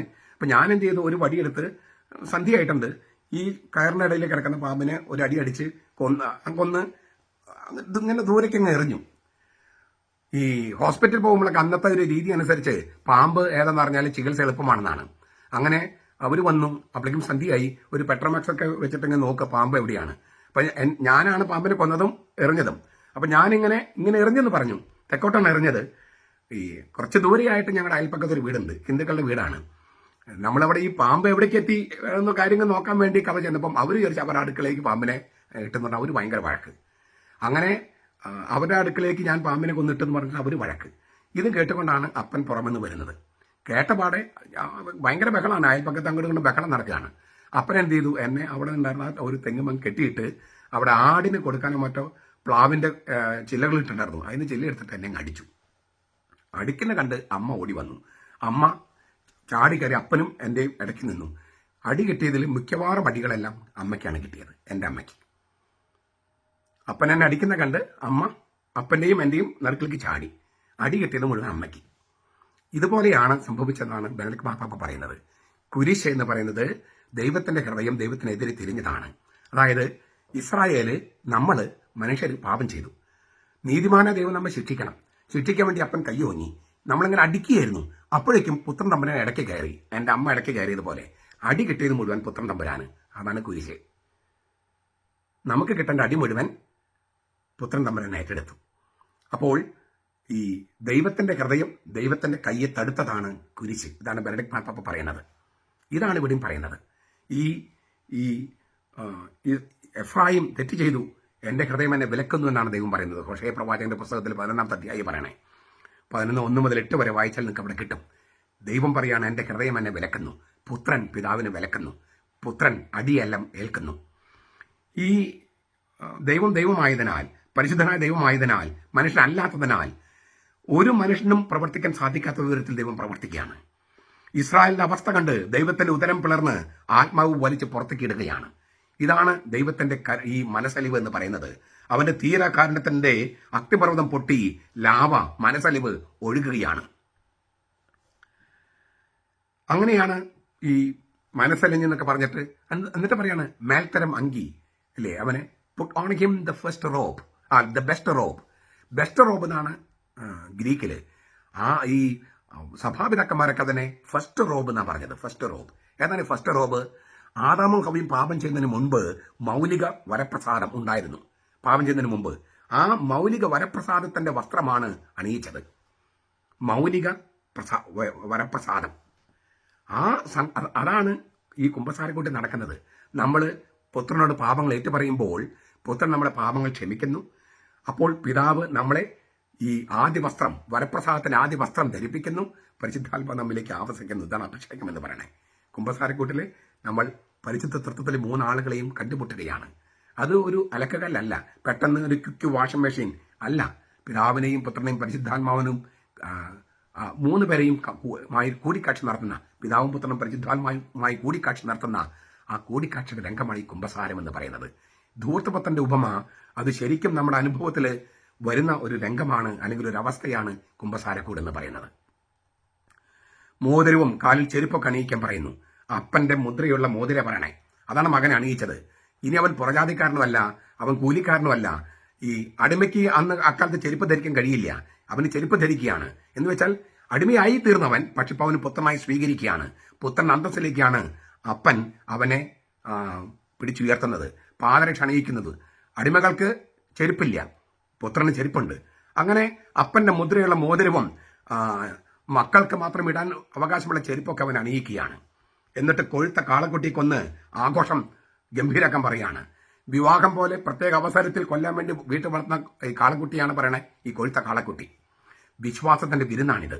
അനശ്വരമായ തിരുസദ്യയുടെ മുന്നാസ്വാദനമായ വിശുദ്ധ കുർബാന, ആ വിശുദ്ധ കുർബാനയ്ക്ക് മുമ്പുള്ള വിശ്വാസത്തിന്റെ ദിവ്യ വിരുന്നാണിത്. ആക്ഷരികമായിട്ട് ഈ മൊഴിമാറ്റം ചെയ്താൽ ഇത് സിംഫണി ആൻഡ് ക്വയേഴ്സ് ആണ് വേണ്ടത്. അതായത് അവര് ആഹ്ലാദിക്കാനും ആനന്ദിക്കാനും തുടങ്ങിയെന്ന് പറയുന്നത്. അതായത് ഗായക സംഘത്തിന്റെ മേളക്കോൾപ്പുണ്ടായതാണ്. ഇത് വിശ്വാസത്തിന്റെ സ്വരലയമായിട്ടാണ്. ഈ ക്രിസ്ത്യാനിയാകുന്നതിലുള്ള ആനന്ദവും ആഘോഷവുമാണ് ഈ വിശ്വാസത്തിന്റെ സംഗീതരസത്തിൽ നമുക്ക് കാണാൻ കഴിയുന്നത്. ഇതൊക്കെ ചെയ്യാൻ, മോതിരം അണിയിക്കാൻ, ചെരുപ്പ് അണിയിക്കാൻ, പിന്നെ കൊഴുത്ത കാളക്കുട്ടി കൊല്ലാൻ, മേൽത്തരം അങ്കി അണിയിക്കാൻ എന്താണ് കാരണം? അവൻ മൃതനായിരുന്നു, ജീവിക്കുന്നു. അവൻ നഷ്ടപ്പെട്ടനായിരുന്നു, കണ്ടുകിട്ടിയിരിക്കുന്നു. അവൻ ശരിക്കും മൃതനായിരുന്നോ? ആദിമാതാമക്കളോട് എന്നാ പറഞ്ഞത്? നിങ്ങൾ ഈ വിലക്കപ്പെട്ട കനി തിന്നുന്ന ദിവസം മരിക്കും. അന്ന് അവർ മരിച്ചോ? ഇല്ല, തോട്ടത്തിൽ നിന്ന് പുറത്താക്കപ്പെട്ടു. തോട്ടത്തിൽ നിന്ന് പുറത്താക്കപ്പെടലാണ് മരണം. അപ്പന്റെ വീട്ടിൽ നിന്ന് പുറത്താക്കപ്പെടലാണ് മരണം. അപ്പന്റെ വീട്ടിലേക്കുള്ള തിരിച്ചുവരവാണ് ജീവൻ. പറുദീസയിലേക്കുള്ള പുനഃപ്രവേശനമാണ് നിത്യജീവൻ. ഇതാണ് അവൻ മൃതനായിരുന്നെന്ന് പറഞ്ഞാൽ അവൻ അപ്പന്റെ വീട്ടിൽ നിന്നും പുറപ്പെട്ടു പോയെന്നാണ്. അപ്പന്റെ സന്നിധിയിൽ നിന്നുള്ള പുറത്താക്കപ്പെടലാണ് മരണം. ഇങ്ങനെ ഒരു അപ്പനെ ചെയ്യാൻ കഴിയുമോ എന്നൊക്കെ ചോദിക്കാം. നമ്മുടെ വീടുകളിലൊക്കെ ഇത്രയില്ലെങ്കിൽ പോലും ഏതാണ്ട് ഇതുപോലെയുള്ള അപ്പന്മാരും അമ്മമാരുമുണ്ട്.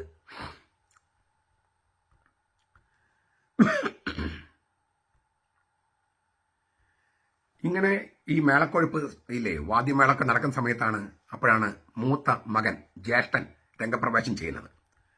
പാടത്ത് പണിയെടുത്തതിന് ശേഷമാണ് അയാൾ വരുന്നത്. വീട്ടിൽ എത്തിയപ്പോൾ ആഘോഷത്തിന്റെ മേളക്കൊഴുപ്പ്. എന്താണ് അതിന് കാരണമെന്ന് അയാൾ കണ്ടുപിടിക്കുകയാണ്. അയാൾ കോപം കൊണ്ട് ജ്വലിക്കുന്നു. തന്റെ അപ്പന്റെ സ്വത്ത് വേച്ചികളുമായി കിടക്ക് പങ്കിട്ട് ദൂർത്തടിച്ചതിലൂടെ തന്റെ ഭാവി മുഴുവൻ തുലച്ചവൻ, ഒന്നിനും കൊള്ളരുതാത്തവനായ ഒരുവൻ, പിഴയും പ്രായശ്ചിത്തവും കൊടുക്കാതെ, നല്ല നടപ്പിനുള്ള കാലാവധി കൊടുക്കാതെ നേരെ അങ്ങ് സ്വീകരണം നൽകി ഇരിക്കുകയാണ് പിതാവ്. ഗംഭീര സദ്യ കൊടുത്ത് സ്വാഗതം ചെയ്യുന്നു. ഇതൊന്നും പന്തിയല്ലെന്നാണ് ജ്യേഷ്ഠന്റെ പക്ഷം. അയാളുടെ നീതിബോധത്തിനെതിരാണ് അപ്പൻ ചെയ്ത ഈ പ്രവൃത്തി. തെണ്ടിയും ദുർവർത്തനമായ മറ്റവന്റെ ഭൂതകാലത്ത് തുരണം ചെയ്തപ്പോൾ താൻ ഇത്ര കൊല്ലം വേർപ്പൊഴുക്കിയതൊക്കെ വെറുതെയായി എന്നൊക്കെ അയാൾക്ക് തോന്നി. ഈ പാപികളെ സ്വീകരിക്കുന്നത് ഉടമ്പടിയുടെ നീതിയുടെ ലംഘനമാണെന്ന് ഫരിസയർ വിചാരിച്ചു. അതുകൊണ്ടാണ് അവർ കുറ്റപ്പെടുത്തിയത്. അവരുടെ പ്രതിനിധിയാണ് ഈ മൂത്ത പുത്രൻ. അയാൾ പൊട്ടിത്തെറിച്ചു. ഉള്ളിലെ കൊടിയ വിദ്വേഷം പുറത്തു ചാടി നടത്തം. വീട്ടിൽ കയറേണ്ട നിൽക്കുകയാണ് ഈ മൂത്ത മകൻ. അപ്പൻ പിന്നെയും ഓടുകയാണ്. ഈ ധൂർത്തപത്രം സ്വീകരിക്കാൻ വേണ്ടി പോയതുപോലെ അപ്പൻ പിന്നെയും പോകുകയാണ്, ഇറങ്ങിച്ചെല്ലുകയാണ്. അനുനയിപ്പിക്കാൻ അപ്പൻ അനുനയിപ്പിക്കുകയാണ്. ആ മകനോടും അനുഭവോടെയാണ് അപ്പൻ സംസാരിക്കുന്നത്. അനുജൻ അനുഭവിച്ച അലച്ചിലോ ആന്തരിക രൂപാന്തരമോ ഈ ജ്യേഷ്ഠൻ അറിയില്ല. ദൂരദേശത്തേക്കുള്ള അയാളുടെ യാത്രയും അവന്റെ വീഴ്ചയും അയാളുടെ പുതിയ കണ്ടെത്തലുമെന്നും ചേട്ടൻ അറിഞ്ഞിട്ടില്ല. അയാൾ ആകെ കാണുന്നത് അനീതി മാത്രമാണ്. സ്വജീവിതം പൊട്ടിപ്പൊളിഞ്ഞ തോണിയായിട്ട് അയാൾക്ക് തോന്നുകയാണ്. മൂത്ത മകനും അനിയന്ത്രിതമായ സ്വാതന്ത്ര്യത്തെയാണ് സ്വപ്നം കണ്ടിരുന്നതെന്ന് അറിയാതെ വെളിപ്പെടുകയാണ്. അയാളുടെ അനുസരണം സന്തോഷത്തോടെ ഉള്ളതായിരുന്നില്ല. ഉള്ളിൽ കയ്പ് സൂക്ഷിച്ച അനുസരണമായിരുന്നു അത്. അതിനാൽ തന്നെ ഭവനത്തിലായിരിക്കുന്നതിന്റെ കൃപ അയാൾ അനുഭവിച്ചില്ല. ഒരു മകന്റെ സ്വാതന്ത്ര്യം അയാൾക്ക് അന്യമായിരുന്നു. താൻ അടിമപ്പണി ചെയ്യുന്നുവെന്നാണ് അയാൾ കരുതിയത്. All these years I have slaved for you all these years എന്നാണ് പറയണേ. ഞാൻ ഇത്ര കൊല്ലം നിനക്ക് അടിമയായി ജീവിച്ചു. അതായത് വീട്ടിലെ മകന്റെ സ്വാതന്ത്ര്യത്തോടെ അല്ല ചേട്ടൻ കഴിഞ്ഞത്, ഒരു അടിമയെ പോലെ. അതുകൊണ്ടാണ് ഒരു ആട്ടിൻകുട്ടിയെ പോലും എനിക്ക് തന്നില്ലല്ലോ എന്നൊക്കെ പറയുന്നത്. ഒരു ആട്ടിൻകുട്ടിയെ എടുത്ത് ആഘോഷിക്കാമായിരുന്നില്ലേ? അതെന്തിനാ? മകന്റെ സ്വാതന്ത്ര്യം ഉണ്ടായിരുന്നെങ്കിൽ അതൊക്കെ ചെയ്യാമായിരുന്നു. എന്നിട്ട് ഈ ജ്യേഷ്ഠൻ അപ്പനോട് പറയാ, നോക്കൂ. അത് ഭയങ്കരമാണ്. ഇളയ മകൻ അപ്പനെ അപ്പ എന്ന് വിളിച്ചിരുന്നു. അപ്പ, സ്വർഗത്തിനെതിരായും നിനക്കെതിരെയും ഞാൻ തെറ്റ് ചെയ്തു. ഇവിടെ ജ്യേഷ്ഠൻ അപ്പനെ അപ്പ എന്ന് വിളിക്കുന്നില്ല, നോക്കൂ എന്നാണ് വിളിക്കുന്നത്. നിന്റെ ഈ മകൻ അപ്പനോട് പറയാണ്, നിന്റെ ഈ മകൻ. അങ്ങനെയാണ് ജ്യേഷ്ഠ അപ്പനോട് പറയണേ. അപ്പനവനെ തിരിച്ചിട്ട് പറഞ്ഞു, നിന്റെ ഈ സഹോദരൻ. നിന്റെ ഈ മകൻ എന്നാണ് ജ്യേഷ്ഠ അപ്പനോട് പറയണേ. അപ്പം പറഞ്ഞു, അല്ലല്ല, നിന്റെ ഈ സഹോദരൻ. ഇതാണ് നമ്മൾ നേരത്തെ പറഞ്ഞ ട്വിസ്റ്റ്. ഒരു മനുഷ്യന് 2 പുത്രന്മാരുണ്ടായിരുന്നെന്ന് പറഞ്ഞാണ് കഥ തുടങ്ങുന്നത്. അപ്പനും മക്കളും നമ്മളെ ബന്ധമാണെന്ന് ചുരുക്കം. പക്ഷെ ഇവിടെ നിന്റെ ഈ മകൻ എന്ന് പറയുന്ന ജ്യേഷ്ഠനെ അപ്പൻ തിരുത്തുകയാണ്. Now this son of yours എന്ന് പറഞ്ഞപ്പോൾ അപ്പൻ തിരുത്തി, now this brother of yours. This son of yours എന്ന് പറഞ്ഞപ്പോൾ അപ്പൻ തിരുത്തി, now this brother of yours. അപ്പനും മക്കളും തമ്മിലുള്ള ബന്ധത്തിന്റെ കഥയാണിതെങ്കിലും ഈ സഹോദരങ്ങൾ തമ്മിലുള്ള ബന്ധമില്ലെങ്കിൽ ഈ അപ്പനുമായുള്ള ബന്ധം ശരിയാവില്ല. പശ്ചാത്തപിക്കുന്ന പാപിയെ സ്വന്തം സഹോദരനെ സ്വീകരിക്കണമെന്നാണ് അപ്പൻ പറയണേ. പശ്ചാത്തപിക്കാത്ത പാപി പന്നിക്കൂട്ടിലാണ്. അവിടേക്ക് പോയി പന്നികളായിട്ട് മാറാൻ പാടില്ല. മൂത്തപുത്രന്റെ വിശ്വാസതയൊന്നും അപ്പൻ ചോദ്യം ചെയ്തില്ല. അയാൾ തന്റെ മകനാണെന്ന കാര്യം അടിവരയിട്ട് പറയുന്നുണ്ട്. ഇല്ലേ, എനിക്കുള്ളതെല്ലാം നിന്റേതല്ലേ അപ്പൻ ചോദിക്കുകയാണ്. നിനക്കത് എടുത്ത് ചെയ്യാമായിരുന്നില്ലേ? നീ എന്തിനാണ് അടിമയെ പോലെ കഴിഞ്ഞതെന്നാണ്. അതേസമയം മൂത്തപുത്രൻ എന്നാണ് പ്രതിഫലത്തിന് ചട്ടക്കൂട്ടിലാണ് കാര്യങ്ങൾ കാണുന്നത്. നിനക്കൊരു ആട്ടിൻകുട്ടി പോലും എനിക്ക് തന്നില്ല. അതായത് മക്കള് വീട്ടിൽ പണിയെടുക്കുന്നത് കൂലിക്ക് വേണ്ടിയല്ല, പക്ഷെ ഇവൻ കൂലിക്ക് വേണ്ടിയാ. നീ എനിക്കൊന്നും തന്നില്ലെന്നാ പറയണേ. അപ്പോൾ ഈ മകന്റെ വീട്ടിലായിരുന്നെങ്കിൽ, അപ്പന്റെ വീട്ടിലായിരുന്നെങ്കിലും അടിമയെ പോലെയായിരുന്നു. പ്രതിഫലത്തിന് വേണ്ടിയിട്ടാണ്, കൂലി കിട്ടാൻ വേണ്ടിയാണ് അയാള് അനുസരിച്ചത്. അപ്പോൾ കൽപ്പന ലംഘിക്കാതിരിക്കുന്നതാണ് പുണ്യമെന്നാണ് അയാൾ കരുതണേ. അയാൾ പിതാവിനെ അനുസരിച്ചു, അടിമയെ പോലെ അനുസരിച്ചു, ദാസ്യവേല ചെയ്തു എന്നൊക്കെ പറയണേ. അയാൾ പിതാവിന്റെ ഭവനത്തിലായിരുന്നെങ്കിലും ഒരു മകനെ പോലെയോ സഹോദരനെ പോലെയോ അല്ല പെരുമാറിയത്. ആ സ്വാതന്ത്ര്യം അയാൾ കിട്ടിയില്ല. കൂലിയെടുക്കുന്ന ദാസനെ പോലെ, അടിമയെ പോലെയാണ് അയാൾ പെരുമാറിയത്. കൽപ്പനകൾ അനുസരിച്ചാൽ പുണ്യമായി, നിയമങ്ങൾ പാലിച്ചാൽ പുണ്യമായി എന്ന് കരുതുന്ന ഫരിസയർക്ക് തുല്യമാണ്.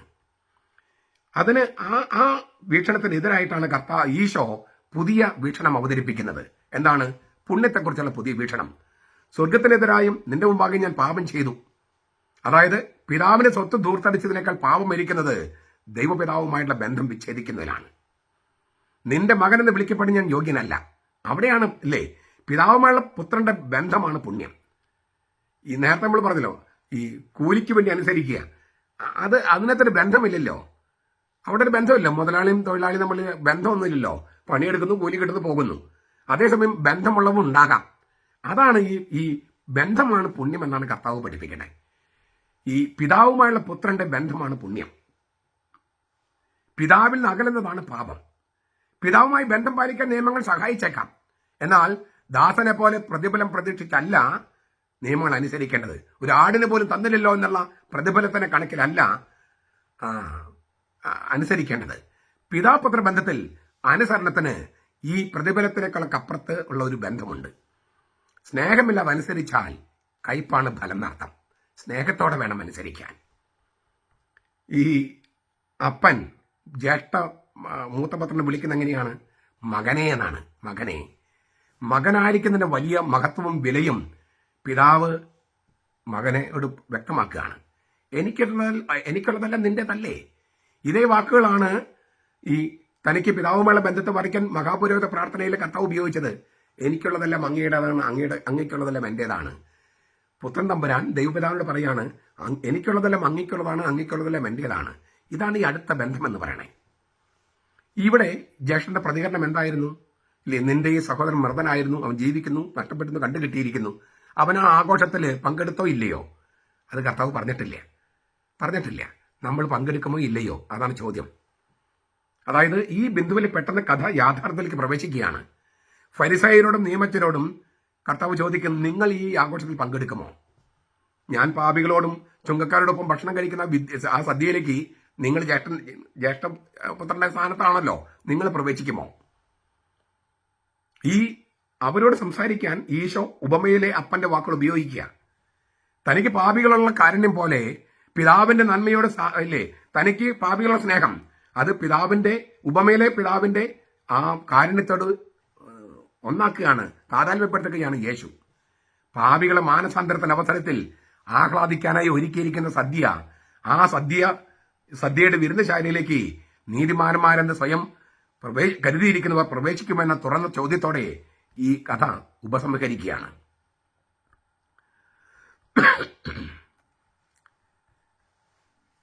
ഈ പലതരത്തിൽ ഈ കഥയ്ക്ക് പറയാം, പലതരത്തിൽ വ്യാഖ്യാനിക്കാം. യഹൂദരും പുറജാതിക്കാരും തമ്മിലുള്ള ബന്ധമെന്ന് പറയാം. പുറജാതിക്കാര് ധൂർത്തപുത്രനെ പോലെ അലഞ്ഞു നടക്കുകയായിരുന്നു, തിരിച്ചു വരുന്നു. ഇസ്രായേൽക്കാർ അവരെ സ്വീകരിക്കുമോ? അങ്ങനെ ഈ കഥയെ വ്യാഖ്യാനിക്കാം. ഈ ഇസ്രായേലിന്റെ തന്നെ ഫരിസയരും നിയമജ്ഞരും സംസാരിക്കാൻ നമ്മൾ കണ്ടു കഴിഞ്ഞു. അത് കൂടാതെ വേറെയും ചില തരത്തിലൊക്കെ ഇതിനെ വ്യാഖ്യാനിക്കാൻ പറ്റും. അതായത് ഈ ദൈവത്തോടുള്ള ബന്ധം അത് കൈപ്പേറിയ വിദ്വേഷമാണോ? ദൈവത്തോടുള്ള കൈപ്പേറിയ വിദ്വേഷം സ്വന്തം അനുസരണത്തോടുള്ള കയ്പ് തന്നെയാണ്. ദൈവത്തോടുള്ള കൈപ്പേറിയ വിദ്വേഷം സ്വന്തം അനുസരണത്തോടുള്ള കയ്പ് തന്നെയാണ്. അത്തരം അനുസരണത്തിന്റെ പരിമിതിയാണ് ഈ കയ്പ് രസം ദ്യോതിപ്പിക്കുന്നത്. കൂടുതൽ വലിയ സ്വാതന്ത്ര്യത്തിലേക്ക് യാത്ര ചെയ്യാനുള്ള മോഹം ഈ ശരിക്കും പറഞ്ഞ രണ്ട് മക്കളും, ജ്യേഷ്ഠനും അനുജനും, അവരെ ഹൃദയാന്തരത്തിൽ സൂക്ഷിച്ചിട്ടുണ്ട്. മറ്റുള്ളവർക്ക് അനുഭവിക്കാൻ കഴിഞ്ഞ സംഗതികൾ ഓർത്ത് അസൂയ അതിൽ ഒളിഞ്ഞിരിപ്പുണ്ട്. യഥാർത്ഥ സ്വാതന്ത്ര്യം എന്ത്, മകനായിരിക്കുന്നതിന്റെ അർത്ഥം എന്ത് എന്ന് തിരിച്ചറിവുണ്ടാക്കാനായി അനുജനെ ശുദ്ധീകരിച്ച തീർത്ഥയാത്രയിലൂടെ പലരും കടന്നുപോയിട്ടില്ല. അവർ തങ്ങളുടെ സ്വാതന്ത്ര്യത്തെ അടിമത്തം പോലെ ഭാരമായി ചുമക്കുകയാണ്. ഒരു വക മാറ്റത്തിന് കൂട്ടാക്കാതെ അന്ധതയിൽ ആണ്ട് കഴിയുകയാണ്. യഥാർത്ഥ പുത്രത്വം എന്ന ബന്ധത്തിലേക്ക് വളർന്ന് പരിഭാഗം വന്നവരല്ല അവര്. അവർക്ക് ഒരു പാത, തിരിച്ചുവരവിന്റെ പാത, മാനസാന്തരത്തിന്റെ പാത ആവശ്യമുണ്ട്. ദൈവമാണ് ശരി എന്ന് അംഗീകരിച്ച് ദൈവം ഒരുക്കിയിരിക്കുന്ന വിരുന്ന്, ദിവ്യമായ കുർബാന തങ്ങളുടെ വിരുന്നായി സ്വീകരിച്ചാൽ മാത്രമേ ഈ ജ്യേഷ്ഠനും അനുജനൊക്കെ ഈ പാത കണ്ടെത്താൻ കഴിയൂ. ദൈവപിതാവ് ക്രിസ്തുവിലൂടെ നമ്മോട് നേരിട്ട് സംസാരിക്കുകയാണ് ഈ ഉപമയില്. അവന്റെ ഭവനം ഒരിക്കലും അവൻ ഉപേക്ഷിച്ചിട്ടില്ല. നാം അവന്റെ ഭവനം ഉപേക്ഷിച്ചിട്ടില്ലായിരിക്കാം. എന്നാൽ നമുക്ക് നമ്മുടെ വിശ്വാസത്തിൽ ആനന്ദം കണ്ടെത്തണമെങ്കിൽ യഥാർത്ഥമായ ഒരു മാറ്റം വരേണ്ടതുണ്ട്. ഞാൻ മാറുകയില്ല, മറ്റുള്ളവർ മാറുകയും അരുത് എന്ന സമദൂരം, സമവായം ശരിയാകില്ല. ഞാൻ ഇത്തരം പറഞ്ഞത് ബെനഡിക്ട് മാർപ്പാപ്പയുടെ വാക്കുകളാണ്. ഞാൻ ഒന്നുകൂടി അത് ഒന്ന് പറയാൻ ആഗ്രഹിക്കുക. ഈ ദൈവത്തോടുള്ള കൈപ്പേറിയ വിദ്വേഷം അത് വെച്ചുകൊണ്ട് അനുസരിച്ചാൽ അനുസരണം തന്നെ കൈപ്പായിട്ട് മാറും. ഇതാണ് ഈ എറണാകുളം അങ്കമാലി അതിരൂപതയിൽ വിമത വൈദികർക്കും പിന്നെ അൽമായി മുന്നേറ്റക്കാർക്കും സംഭവിച്ചിരിക്കുന്നത്. ദൈവത്തോടുള്ള കൈപ്പേറിയ വിദ്വേഷമുണ്ട്. ദൈവത്തെങ്കിലേക്ക് നോക്കാൻ അവർക്ക് കഴിയുന്നില്ല. ഞാൻ പല പ്രാവശ്യം ആവർത്തിച്ചതാണ്, പന്നികളെ പോലെ കീഴ്പോട്ട് നോക്കുകയാണ് അവരെ. അപ്പോൾ അതുകൊണ്ട് അനുസരണം അവർക്ക് കയ്പാണ്. അത്തരം അനുസരണത്തിന്റെ പരിമിതിയാണ് ഈ കയ്പ് രസം സൂചിപ്പിക്കുന്നത്. കൂടുതൽ വലിയ സ്വാതന്ത്ര്യത്തിലേക്ക് യാത്ര ചെയ്യാനുള്ള ഈ വിമതരുടെ മോഹം അവരവരെ ഹൃദയാന്തരത്തിൽ സൂക്ഷിച്ചിരിക്കുക. അതുകൊണ്ടാണ് അനുസരണം അന്ധമായ അനുസരണം വേണ്ട എന്നൊക്കെ പറയുന്നത്. അന്ധമായ അനുസരണം വേണമെന്ന് ആരും പറഞ്ഞിട്ടില്ല. പക്ഷെ സ്നേഹത്തിൽ നിന്നുള്ള അനുസരണം വേണ്ടേ? അന്ധമായ അനുസരണം അല്ലല്ലോ. സ്നേഹത്തിൽ നിന്നുള്ള അനുസരണം അന്ധമായ അനുസരണമാണോ? അല്ല. മറ്റുള്ളവർക്ക് അനുഭവിക്കാൻ കഴിയാത്ത സംഗതികൾ ഓർത്ത് ഒരു തരം അസൂയ ഇവരിൽ ഒളിഞ്ഞിരിപ്പുണ്ട്, ഈ വിമത വൈദികരിലും അൽമായ മുന്നേറ്റക്കാരിലും. യഥാർത്ഥ സ്വാതന്ത്ര്യം എന്ത്? മകനായിരിക്കുന്ന സ്വാതന്ത്ര്യം എന്ത്? ഈ മെത്രാൻ സെനഡിനെ അനുസരിക്കുന്നതിലൂടെ സഭയുടെ മകനായിരിക്കുന്നതിന്റെ ആനന്ദം എന്ത്? അതെന്ത് എന്ന് തിരിച്ചറിവുണ്ടാക്കാൻ അവർക്ക് കഴിഞ്ഞിട്ടില്ല. ഒരുപക്ഷെ ഈ അനുജനെ ശുദ്ധീകരിച്ച തീർത്ഥയാത്രയിലൂടെ അവർ കടന്നു പോയിട്ടില്ല.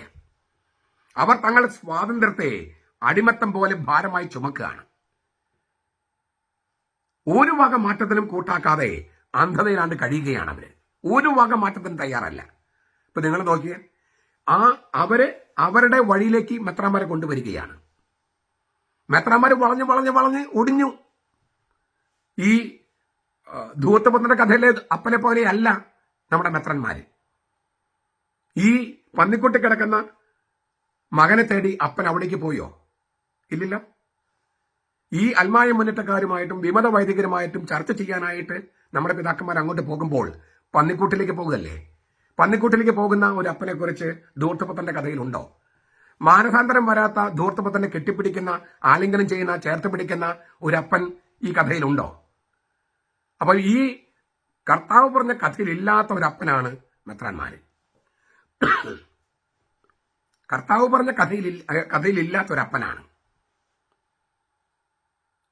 തീർച്ചയായിട്ടും ഇറങ്ങി ചെന്നിട്ടുണ്ട് ഈ അപ്പൻ ധൂർത്തപുത്രന്റെ കഥയില്.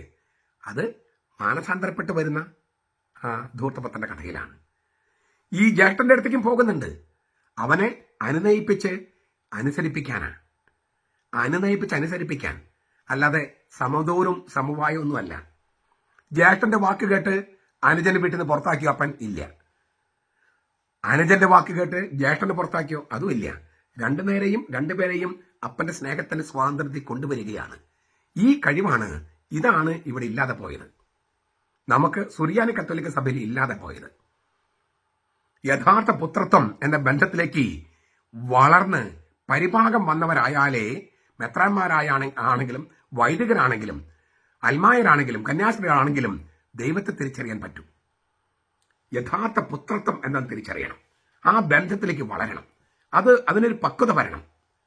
അപ്പോൾ ദൈവപിതാവ് ഒരുക്കിയിരിക്കുന്ന വിരുന്ന്, അതായത് വിശുദ്ധ കുർബാന, തങ്ങളുടെ വിശുദ്ധ ഭക്ഷണമായി, മാലാഖമന്റെ അപ്പമായി അവർക്ക് സ്വീകരിക്കാൻ പറ്റും. അതുവരെ അവർക്ക് അത് വെറും ആചാരമാണ്. ഈ ദൈവപിതാവുമായുള്ള ബന്ധം, പുത്രത്വം എന്ന ബന്ധം അത് തിരിച്ചറിയുന്നില്ലെങ്കിൽ വിശുദ്ധ കുർബാന അവർക്ക് വെറും ഒരു കാഴ്ചയാണ്, ഷോ ആണ്, കാഴ്ചക്കൂത്താണ്. അത് ആചാരം മാത്രമാണ്. വിശുദ്ധമായ കുർബാനയല്ല, വിശുദ്ധമായ വിരുന്നല്ല. കാരണം പുത്രത്വം അവരനുഭവിച്ചിട്ടില്ല. ഈ പിതാവുമായുള്ള ബന്ധം, ദൈവപിതാവുമായുള്ള ബന്ധം, അതിനെ ഞാൻ ഈ പുത്രത്വം എന്ന് പറയുന്നത്, അവരനുഭവിച്ചിട്ടില്ല. അവരടിമയായി കഴിയാണ്. അടിമയായി. ഞാൻ ആവർത്തിക്കുക, അവര് ചിലപ്പോൾ പിതാവിന്റെ ഭവനം ഉപേക്ഷിച്ചിട്ടില്ലായിരിക്കാം. എന്നാൽ വിശ്വാസത്തിൽ ആനന്ദം കണ്ടെത്തണമെങ്കിൽ, അനുസരണത്തിൽ ആനന്ദം കണ്ടെത്തണമെങ്കിൽ ഒരു യഥാർത്ഥ മാറ്റം വരേണ്ടതുണ്ട്. ഇല്ലേ, ആചാരങ്ങൾ മാത്രമാണ്, കാഴ്ചക്കുത്താണ്, ഇവിടെ ദൈവമൊന്നും ഇല്ല, ഇത് വെറും മനുഷ്യന്റെ മുഖത്താണ് ദൈവം, മനുഷ്യനാണ് ദൈവം, ഇങ്ങനെയുള്ളൊരു കമ്മ്യൂണിസ്റ്റ് പ്രത്യയശാസ്ത്രവുമായിട്ട് വളർന്നാൽ, അല്ലെങ്കിൽ ജീവിച്ചാൽ, ഈ പാഷാണ്ഡതകളിൽ ജീവിച്ചാൽ, പാപ്പാവിരുദ്ധതയും സഭാവിരുദ്ധതയും പരിശുദ്ധ സിംഹാസനത്തിൽ ധിക്കാരവും തുടർന്നാൽ ഒരിക്കലും അവർക്ക് വിശ്വാസത്തിന് ആനന്ദം കണ്ടെത്താൻ കഴിയില്ല. അനുസരണം സ്നേഹത്തിൽ നിന്നായിരിക്കില്ല, കയ്പായിരിക്കും. അനുസരണം കയ്പായിരിക്കും. അതുകൊണ്ടാണ് ആ കയ്പിനെ ഒരു തുപ്പിക്കളയാൻ എപ്പോഴും ആഗ്രഹിക്കുന്നത്. എന്തുകൊണ്ടാണ് അവർക്ക് പറ്റുന്നത്? പറഞ്ഞു കഴിഞ്ഞ് ഞാൻ മാറുകയില്ല, മറ്റുള്ളവർ മാറാൻ സമ്മതിക്കുകയുമില്ല. ഈ 8 പള്ളികളില് ഏകീകൃത കുർബാന വന്നു കഴിഞ്ഞപ്പോൾ എന്തിനാണ് ഇവർക്ക് കലിപ്പ്? ഏകീകൃത കുർബാന എല്ലാവരും നടപ്പാക്കാൻ വേണ്ടിയല്ലേ? അപ്പോൾ ഞാൻ മാറില്ല, മറ്റുള്ളവർ മാറാൻ പാടില്ല. ഇങ്ങനെയുള്ള ഒരു സമദൂരം, ഒരു സമവായം അത് ശരിയാകില്ല എന്നാണ് ബെനഡിക്ട് മാർപ്പാപ്പ ഈ ഉപമയെ വ്യാഖ്യാനിച്ചുകൊണ്ട് അവസാനിപ്പിക്കുന്നത്. നിങ്ങളുടെ പലരുടെയും കയ്യിൽ നസറത്തിൽ യേശു എന്ന് പറഞ്ഞ ആ ഗ്രന്ഥത്രയത്തിൽ 1-ാമത്തെ വോള്യൂമുണ്ട്. അതൊന്ന് വായിച്ചു നോക്കൂ. ഈ ഉപമയെക്കുറിച്ചുള്ള ബെനഡിക്ട് മാർപ്പാപ്പയുടെ ഗംഭീരമായ വ്യാഖ്യാനം കാണാം. ചില കാര്യങ്ങളൊക്കെ ഞാൻ അദ്ദേഹത്തിൽ നിന്ന് എടുത്തിട്ടുണ്ട്, ചിലതെല്ലാം ഞാൻ എൻ്റെതായിട്ട് അവതരിപ്പിച്ചിട്ടുണ്ട്. ഞാൻ പറയുന്നതിനോട് നിങ്ങൾക്ക് യോജിക്കാം, യോജിക്കാതിരിക്കാം. പക്ഷേ ഈ ധൂർത്തപുത്രന്റെ കഥയുടെ സാരാംശം ഇരിക്കുന്നത് ഞാൻ ഈ പറഞ്ഞ തരത്തിൽ തന്നെയാണ് എന്ന് ഞാൻ വിചാരിക്കുന്നു. ഇപ്പൊ ഈ സന്ദർഭത്തിൽ ഇപ്പൊ നമ്മുടെ വിഷയങ്ങളൊക്കെ ഇപ്പൊ ഈ ഓഗസ്റ്റ് സിനഡ് വരികയാണ്. നമ്മൾ വല്ലതും പ്രതീക്ഷിക്കണ്ടേ ഒന്നും കറിഞ്ഞുകൂടാ. ഏതായാലും ഈ ഒരു സന്ദേശം ഈ സുറിയാനി കത്തോലിക്ക സഭയിൽ എല്ലാവരും അറിയേണ്ടതുണ്ട് എന്ന് ഞാൻ വിചാരിക്കുന്നു. നമ്മുടെ മെത്രാന്മാരും അറിയേണ്ടതുണ്ട് എന്ന് ഞാൻ വിചാരിക്കുന്നു. നമ്മുടെ ഈ അൽമായ മുന്നേറ്റക്കാരും വിമത വൈദികരും സഭയുടെ കൂടെയുള്ള വൈദികരും എല്ലാവരും തിരിച്ചറിയേണ്ടതുണ്ട് എന്ന് ഞാൻ വിചാരിക്കുന്നു. അതിനാൽ നിങ്ങളും അങ്ങനെ വിചാരിക്കുന്നെങ്കിൽ ഈ സന്ദേശം പരമാവധി പ്രചരിപ്പിക്കുക. അങ്ങനെ സുവിശേഷ പ്രഘോഷണ ദൗത്യത്തിൽ പങ്കുകാരാക്കുക. നമ്മുടെ കർത്താവ് ഈശോ മിശിഹായുടെ കൃപയും പിതാവായ ദൈവത്തിന്റെ സ്നേഹവും പരിശുദ്ധാത്മാവിന്റെ സഹവാസവും നാം എല്ലാവരുടെയും കൂടി ഉണ്ടായിരിക്കട്ടെ, ഇപ്പോഴും എപ്പോഴും എന്നേക്കും. ആമേൻ.